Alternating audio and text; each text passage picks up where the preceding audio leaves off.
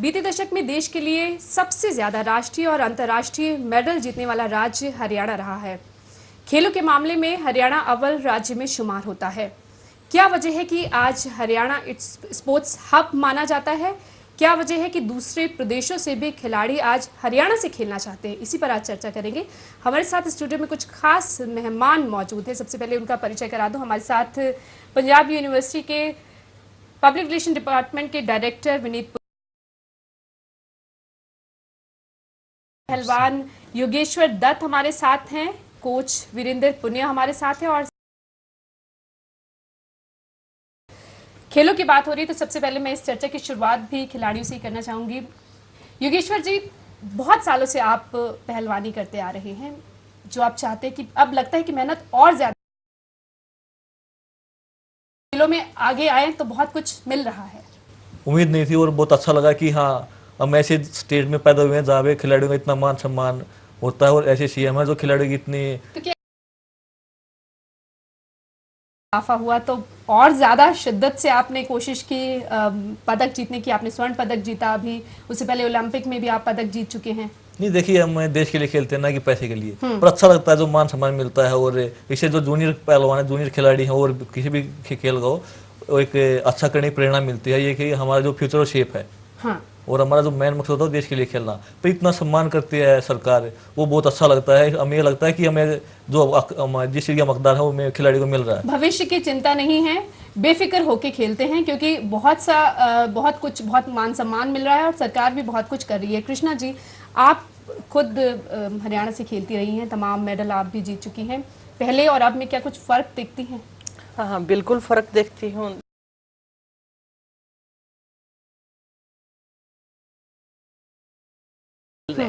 और ये बात भी बिल्कुल सही है राजविंदर जी कि जब हमारा फ्यूचर सिक्योर है ना, तो हम और ज़्यादा फोकस कर लेते हैं।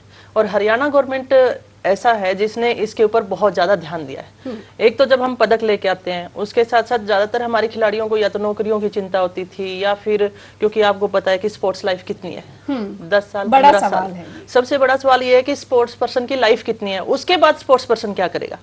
अब आप हरियाणा के पास जब एथलीट देख रहे हैं, इतने अच्छे अच्छे एथलीट हैं, और उनको जब जॉब दिया गया, उनको जो बस पैसे से सम्मानित किया गया, या पूरे हरियाणा में उनके लिए एक मैसेज छोड़ा गया, ये बहुत बड़ी बात है। भविष्य सुरक्षित है। बिल्कुल जो बड़ी बात आपने कृष्णा जी ये कही कि एक टाइम पीरियड होता है कि इतने साल तक खिलाड़ी खेल सकता है, उसके बाद जाहिर बात है ऊर्जा कम होने लगती है, तो उसके बाद क्या करेगा। ये फिक्र योगेश्वर जी होती थी कि पहले कभी लगता था कि अब आगे क्या करेंगे, या जब आपने खेलना शुरू किया और उस वक्त जब इतनी सुविधाएं नहीं थी, तब कभी ये लगा, कभी ये सोचा था कि 40 साल 50 साल के बाद हम क्या करेंगे? उसके बाद चिंता होती थी भविष्य की? नहीं, तब बच्चे थे और तब हाँ ये लगता है कि सुविधा नहीं है हमारे पास। हम विदेश में जाते थे, उनकी सुविधा देखते थे, उनके जिम देखते या अपना उनका रेसलिंग हॉल देखते, इतनी सुविधा थी, हम देखते कि हम ऐसी जगह है जहाँ पे कोई सुविधा नहीं है। पर अब पिछले 10 सालों में काफी कुछ चेंज हुआ है। अब देखिए, हम अपनी बताऊँ, मैं 2008 में उसमें ओलंपिक में क्वार्टर फाइनल तक पहुंचा था। आज मेरे को डीएसपी लगाया हरियाणा सरकार ने, ये बहुत बड़ी बात है, और 25 लाख का चेक दिया। और हारे हुए खिलाड़ियों को बहुत कोई देता नहीं। एक हरियाणा पहला राज्य है जहाँ पे हारे हुए खिलाड़ियों का मान सम्मान होता है और अच्छी नौकरी। प्रतिभागियों के लिए भी पुरस्कार की व्यवस्था है, यानी कि आप सिर्फ जीत कर आते हैं तब तो आपका मान सम्मान हो ही रहा है, लेकिन अगर आप उस लेवल तक भी पहुंचते हैं कि आप प्रतिस्पर्धा तक पहुंच सके, प्रतिभागी बन सके, वहां भी पुरस्कार है। ठीक, वीरेंद्र जी, आप यहाँ तो खिलाड़ियों को तो सम्मान मिल ही रहा है, आप खुद प्रशिक्षक हैं, प्रशिक्षकों के लिए आप कहाँ देख रहे हैं हरियाणा को? नहीं, मैं तो ये सोचता हूँ राजविंदर जी, क्योंकि प्रशिक्षक पूरे देश के अंदर, जो साई के अंदर जितने कोचेज हैं, इतने कोच पूरे हरियाणा में सरकार ने भर्ती किए हैं पिछले 2-3 महीने में। हिंदुस्तान के अंदर आप कोई स्टेट देख लो, किसी भी स्टेट में हरियाणा के बराबर कोचेज नहीं।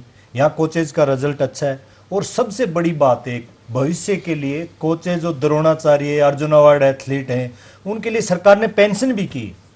ये किसी भी स्टेट में नहीं है हिंदुस्तान में।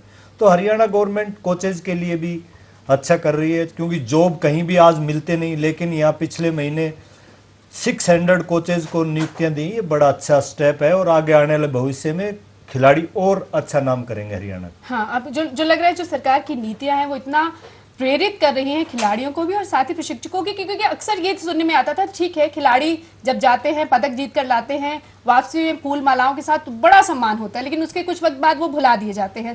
प्रशिक्षकों की दशा कुछ खास अच्छी नहीं मानी जाती थी, नहीं, उसमें सुधार हुआ है। आपकी बात सही है, प्रशिक्षकों को जो सम्मान मिलना चाहिए वो नहीं मिलता था, अभी थोड़ा थोड़ा सम्मान मिलने लगा है। मान लो जिनके एथलीटों ने मेडल जीते हैं उनको प्राइज मनी भी मिलती है, लेकिन जितने कोचेज को हरियाणा में प्रोत्साहन मिलता है इतने दूसरे स्टेटों में मेरे ख्याल से नहीं है। और सबसे बड़ी बात यह है कि लोग आपको पूछते हैं कि हम ट्रेनिंग कहाँ करें। बच्चों को ये पता नहीं होता ट्रेनिंग कहाँ करें, क्योंकि हमारे देश के अंदर स्कूल और यूनिवर्सिटियों में स्पोर्ट्स बिल्कुल नहीं है। और दुनिया के अंदर आप अमेरिका में चल जाओ, यूरोप में चले जाओ, स्कूल और यूनिवर्सिटियों में सबसे ज़्यादा स्पोर्ट्स है। और जो NIS के कोचेज हैं वहाँ बहुत, जो डिप्लोमा किए हुए लोग हैं वो बहुत कम लगते हैं। यानी कि स्कूली स्तर से ही जो खेल का प्रशिक्षण है वो उसकी कमी यहाँ दिखाई देती है। लेकिन अब तमाम योजनाएं हरियाणा सरकार चला रही है, स्पैट जैसी योजना है या फेयर प्ले है जिसमें छात्रवृत्तियां भी दी जा रही है। अब शायद उस तरफ से दिख रहा है कि कुछ कोशिशें सरकारें कर रही हैं, कुछ शुरुआती लेवल पर कुछ नहीं, करने की। बिल्कुल आपकी बात सही है। हमें लोग ग्लासगो में ये कह रहे थे, दूसरे स्टेटों के जो खिलाड़ी थे वो कहते हैं हमें हरियाणा से कैसे खेल सकते हैं, हम हरियाणा से खेलना चाहते ये हैं। मैंने इसीलिए जब ओपनिंग की तो मैंने यही सवाल किया था। विनीत, कितना फर्क आप देखते हैं कि क्या कुछ ठीक है खिलाड़ी तो मान ही रहे हैं, कितना फर्क आया है हरियाणा की? क्या सरकार की नीतियां ऐसी हैं कि अब लोग ज्यादा से ज्यादा, अब पहले तो कहते थे खेलोगे कूदोगे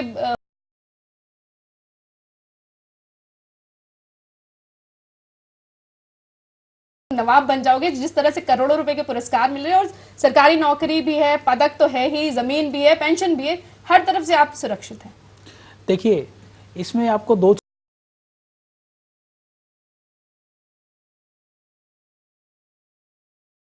में जानना चाहूंगा कि जैसे जैसे हरियाणा का ग्रोथ हुआ वैसे वैसे इंडिया का भी ग्रोथ हुआ।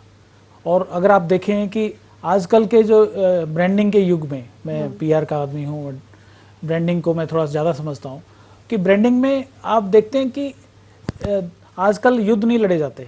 जो स्पोर्ट्स में बड़ी ताकत है, जो इकोनॉमी में बड़ी ताकत है, वो स्पोर्ट्स में भी बड़ी ताकत मिलेगा। ये स्वाभाविक नेशनल नहीं इंटरनेशनल ट्रेंड मिलेगा आपको। अब पूरी दुनिया में देखिए, जो देश स्पोर्ट्स में अच्छे हैं वो इकोनॉमी वाइज भी बहुत अच्छे हैं। जापान अच्छा है, USA बहुत अच्छा है, कनाडा बहुत अच्छा है, ऑस्ट्रेलिया भी अच्छा है, UK भी अच्छा है, इंडिया भी अच्छा हो रहा है। अपनी एशियन गेम्स में हम देखते हैं। तो उसी लिहाज से हरियाणा ने अपना एक निश्चित रूप से अपनी एक ब्रांडिंग की है। एक बहुत निश्चित रूप से इसके दो फायदे हुए हैं। एक तो स्पोर्ट्स में स्पोर्ट्स पर्सन्स को ये लगाया है कि ग्रोथ तुम्हारा फ्यूचर सिक्योर है।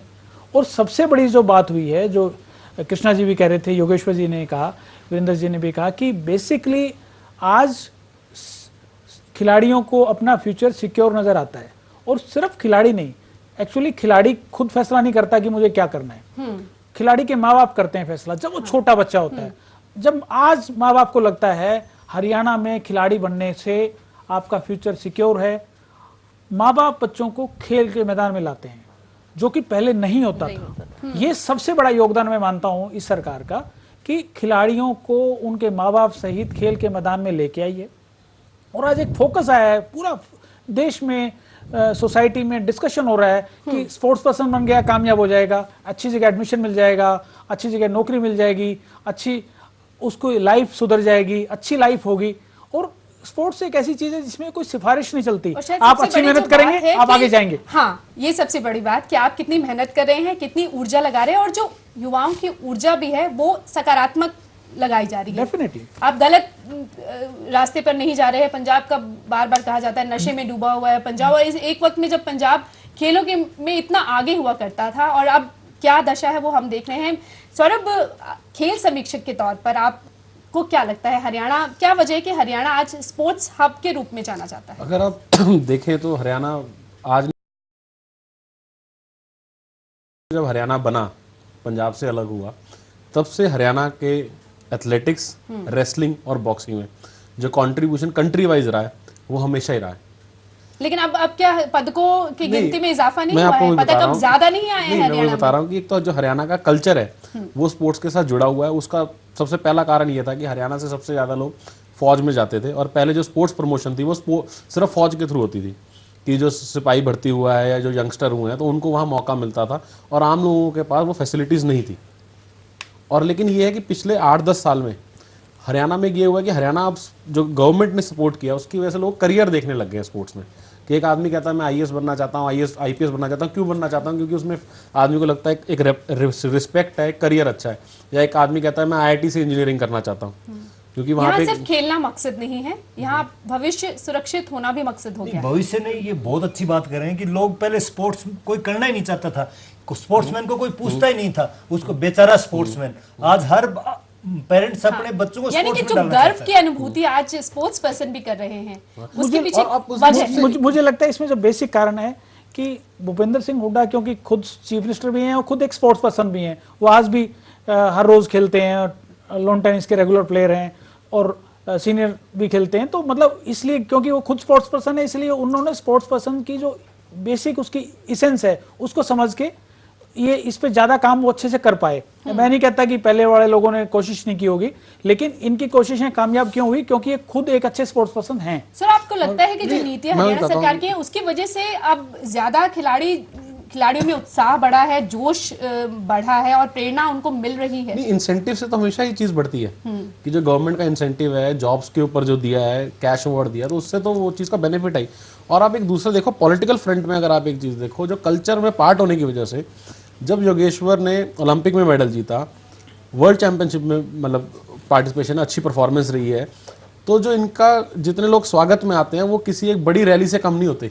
हाँ, कि वो उसका ये घर वापसी पर जो स्वागत होता है, तो वो बेसिकली वो कल्चर है, लोग जुड़े हुए हैं स्पोर्ट्समैन के साथ। और हरियाणा में कहावत भी है शुरू से कि भाई यहाँ कभी पहलवान भूखा नहीं मरता, कि गांव वाले उसके लिए बैठे हैं। लोग उसको अपना कोई घर से अगर दूध दे रहा है, दही दे रहा है, तो उसमें वो फक्र महसूस करते हैं कि इस पहलवान की जो परफॉर्मेंस है उसमें हमारी भी हिस्सेदारी है। यानी कि हमारी संस्कृति, हरियाणा की संस्कृति तो कही उसकी जा वजह सकती से है, जो खेलों को बढ़ावा और देने वाली है। गवर्नमेंट ने उस चीज को देखते हुए जो उनके इंसेंटिव्स आए और जो आप पिछले अभी के लेटेस्ट लगा लीजिए कैश अवार्ड्स बढ़ाए हैं, जॉब्स दिए हैं, तो उसकी वजह से भी बहुत सपोर्ट मिला। और पॉलिटिकल फ्रंट आप ऐसा लिख लो कि रूलिंग गवर्नमेंट भी स्पोर्ट्स को एक समझती है कि स्पोर्ट्स में अच्छा काम करने से हमें वोट मिलेगी, तो सेम चीज ऑपोजिशन भी उस चीज का ध्यान रखती है। हाँ। कि अगर हम आएंगे तो हम उससे भी ज्यादा करेंगे।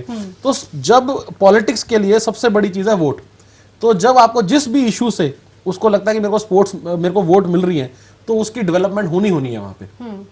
तो वो और ये स्पोर्ट्स की बहुत अच्छी बात है और ये हरियाणा में बहुत अच्छी साइन है। राजनीतिक दल बेशक अपने वोट बैंक की चिंता करें, लेकिन ये अच्छी बात है कि हमारे खिलाड़ियों के भविष्य सुरक्षित है और उनके लिए बहुत कुछ, क्योंकि उसमें नियत भी रखते हैं उस चीज की कि हमें काम करना चाहते हैं स्पोर्ट्स में। दूसरा मैं एक बात ये जरूर कहना चाहूंगी कि जैसे जॉब की बात आई है, खिलाड़ियों को जॉब दी जा रही है, क्योंकि पहले स्टेट से बात आई थी कि फौज में चले जाते थे, बीएसएफ में, सीआरपीएफ में ऐसे चले जाते थे। अब हरियाणा के अच्छे एथलीट हरियाणा डिपार्टमेंट में रहते हैं, तो कहीं ना कहीं जाके वो आगे हरियाणा के स्पोर्ट्स को और ऊंचा लेकर जाएंगे। ये भी एक उनकी सोच है कि वो हरियाणा में उनको रखकर कुछ आप खिलाड़ियों को मान सम्मान दे रहे हैं, नौकरी दे रहे हो, तो वो कुछ और नए खिलाड़ी तैयार होंगे और बिल्कुल उन्हें एक जो मोटिवेशन मिलता है। हाँ, और उन्हें जो मान सम्मान, सॉरी आपको टोका, मान सम्मान से तो कोई बड़ी चीज ही नहीं है।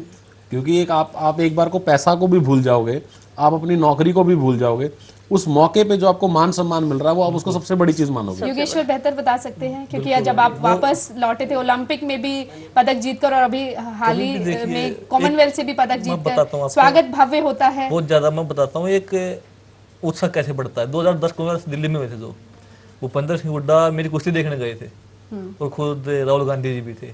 एक बहुत अच्छा लगता है और एक मन में ये था कि मैं अच्छा करना और देश के लिए, इससे भी बेहतर प्रदर्शन करना क्योंकि बिल्कुल। और हमारे सीएम जो कुश्ती देखने गए पहले बताया मेरे को कि सीएम सब आए कुश्ती देखने स्पेशल, बहुत अच्छा लगता है। पर ये लगता है कि अच्छा करना है। और जो खिलाड़ी हैं उन्हें और प्रेरणा देने में जो सरकारें कर रही है वो तो कर ही रही, लेकिन जो नए जो बच्चे अब खेलों में आगे आना चाहते हैं, जैसे कहा जा रहा है कि अब आजकल माँ बाप भी कह रहे हैं कि खेलो, उनके लिए आखिर हरियाणा में क्या सुविधाएं हैं, आधारभूत संरचना का क्या हाल है और जो नए युवा खिलाड़ी हैं उनके लिए क्या कुछ हो रहा है, इस पर चर्चा करेंगे एक छोटे से ब्रेक के बाद।